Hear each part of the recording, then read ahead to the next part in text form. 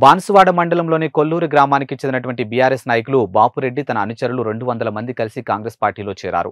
నియోజకవర్గం ఇన్ఛార్జి ఏనుగు రవీందర్ రెడ్డి సమక్షంలో కాంగ్రెస్ పార్టీ వారికి కండువా కప్పి పార్టీలోకి ఆహ్వానించారు. ఇక కొల్లూరు గ్రామం బీఆర్ఎస్ పార్టీకి కంచుకోటగా ఉండడంతో ఒక్కసారిగా మాజీ మంత్రి, మాజీ స్పీకర్, ఎమ్మెల్యే పోచారం శ్రీనివాస్ రెడ్డి దగ్గరి బంధువులు కాంగ్రెస్ పార్టీలో చేరడం చర్చాంశనీయంగా మారింది. ఇక ఏనుగు రవీందర్ రెడ్డి మాట్లాడుతూ కాంగ్రెస్ ప్రభుత్వం వచ్చిన తర్వాత 4 సంక్షేమ పథకాలు అమలు చేసి మహిళలకు ఉచిత బస్సు, 500 రూపాయలకే గ్యాస్ సిలిండర్, ఇక 200 యూనిట్ల ఉచిత కరెంటు, ఇంకా ఎన్నో అభివృద్ధి పథకాలు ముఖ్యమంత్రి కాంగ్రెస్ పార్టీ చేస్తుందని ఏనుగు రవీందర్ రెడ్డి తెలిపారు.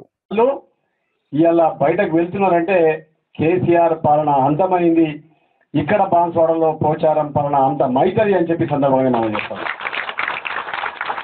కొడుకుల అగడాలకు ఎవరు ఆప్షన్ కూడా లేదు.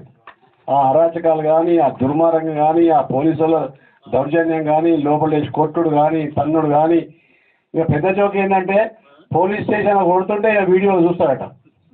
ఇదో కథ, ఇదే వింత ఆలోచన ఇదేందో మరి.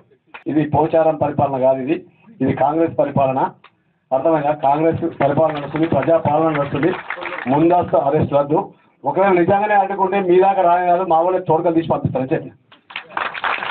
ఎందుకు అడ్డుకుంటాడు? దేనికోసం అడ్డుకుంటాడు?